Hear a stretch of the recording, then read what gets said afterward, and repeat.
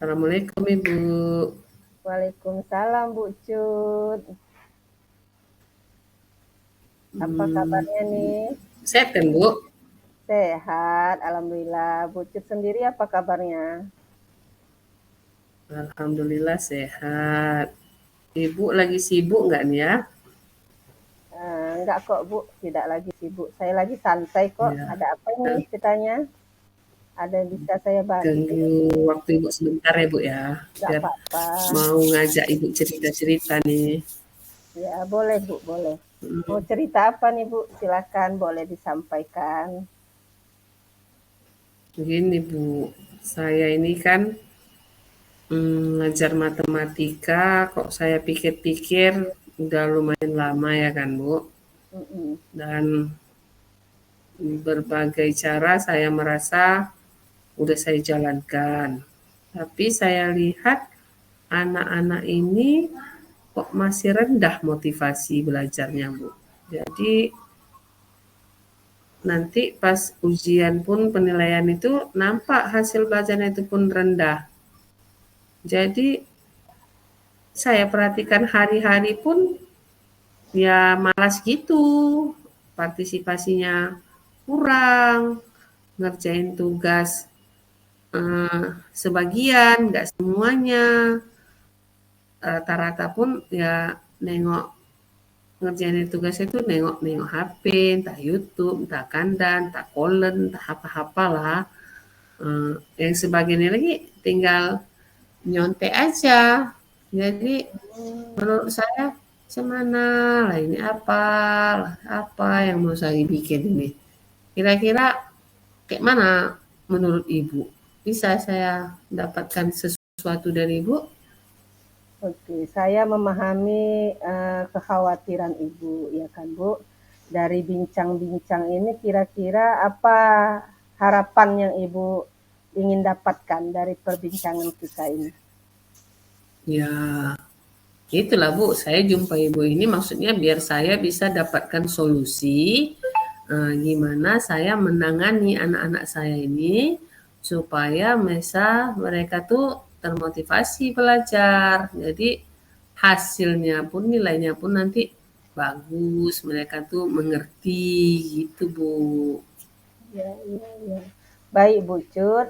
Nah, sebelumnya coba kita rinci dulu lah mengenai permasalahan Ibu ini ya kan Bu. Nah, dari apa yang Ibu ceritakan tadi, menurut Ibu apa sih yang menjadi akar penyebab rendahnya motivasi murid Ibu dalam belajar? Kira-kira itu apa akar penyebabnya menurut Ibu?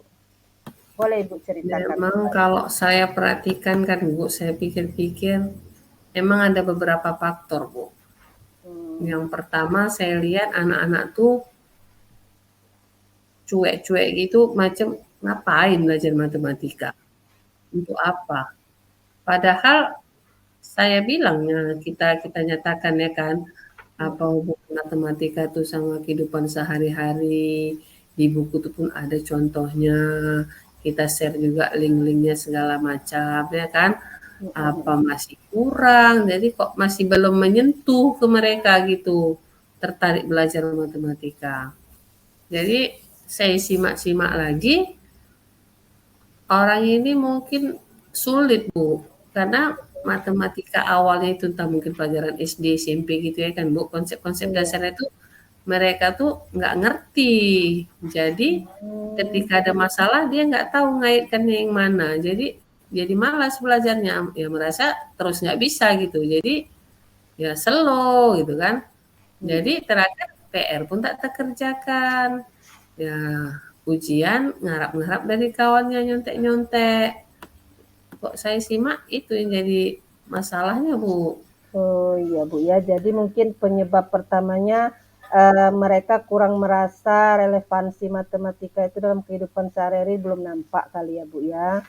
Hmm. Kemudian mereka tidak begitu memahami konsep dasar dari matematika sehingga mereka enggan untuk belajar matematika tersebut dan Yang Mhm. terakhir menurut Ibu karena mereka akibat dari mereka nggak paham itu, jadi mereka malas mengerjakan PR dan Mhm. cenderung mungkin hanya menyontek ya kan Bu?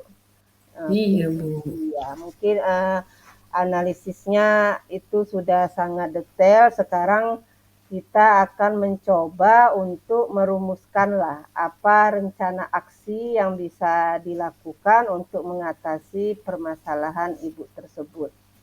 Nah, menurut Ibu, apa langkah pertama yang bisa Ibu lakukanlah untuk mengatasi itu? Kira-kira apa yang mau Ibu bisa lakukan pertama sekali? Hmm. Mungkin ya karena masalahnya tadi orang tuh nggak relevan belajar, nggak kurang kurang mungkin contoh-contohnya deh Bu ya.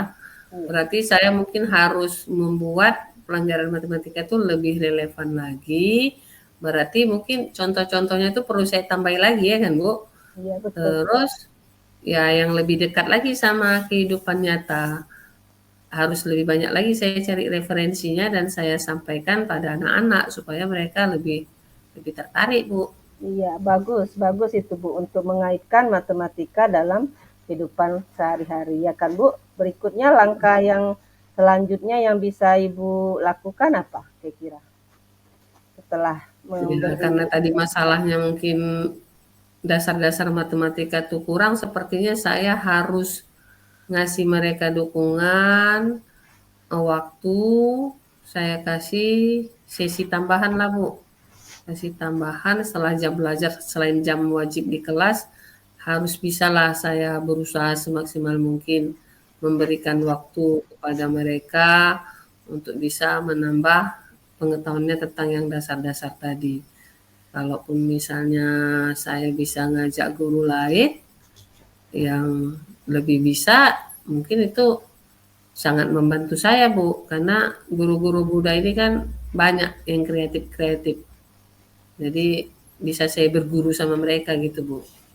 itu satu langkah yang sangat bagus Bu dengan melibatkan guru lain supaya anak bertambah paham ya kan Bu. Nah, berikutnya mengenai anak yang masih malas dalam mengerjakan PR dan juga yang suka mencontek tersebut, kira-kira apa langkah yang mau Ibu lakukan?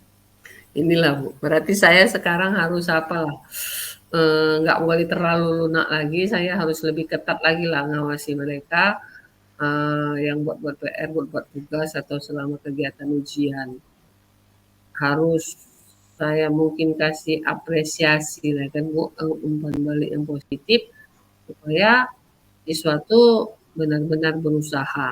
Jadi nggak mengharapkan dari temannya lagi, nggak nunggu durian runtuh lah Bu.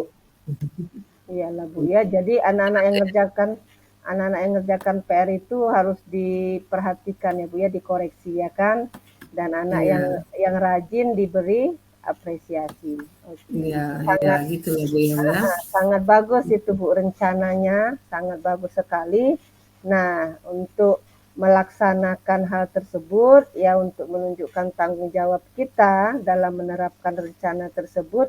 Tadi coba implementasinya dari rencana Ibu tadi apa tadi langkah-langkahnya implementasi yang akan Ibu lakukan? Jadi untuk membuat pembelajaran itu lebih relevan, saya mulai dari mencari contoh-contohnya lah Bu. Contoh-contoh yang konkret dalam kehidupan sehari-hari bisa saya bagikan di kelas.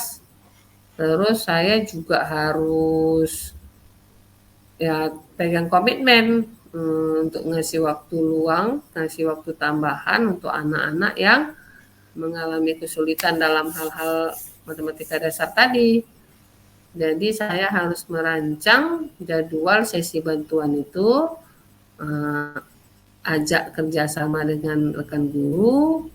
Terus untuk anak-anak yang PR-nya tadi banyak yang nggak jelas tadi ya saya harus bersikap lebih tegas lah Bu. Lebih tegas bagaimana teknik mengerjakan PR, terus saya harus kasih pujian ya secara terbuka supaya yang lain motivasi untuk berusaha. Saya rasa seperti itu ya Bu. Ya, itu terdengar sangat baik, Bu. Sebagai tanggung jawab Ibu, maka itulah langkah-langkah yang bisa Ibu lakukan ke depannya. Nah, saya yakin nih Bu ya, kalau Ibu konsisten melaksanakan hal itu dan berupaya secara maksimal, akan terlihat mudah-mudahan perubahan positif dari peserta didik Ibu ya Bu ya. Mudah-mudahan mereka semakin termotivasi, semakin bersemangat dalam belajar, tidak lagi lebih memahami materi, kemudian tidak lagi suka menyontek ya Bu ya. Iya, Bu. Kita akan pantau nanti ke depan Bu ya, dalam sesi berikutnya mudah-mudahan mendapatkan hasil yang bisa lebih baik lagi. Amin, amin, amin. Makasih banyak ya, Bu. Iya Bu, sama-sama.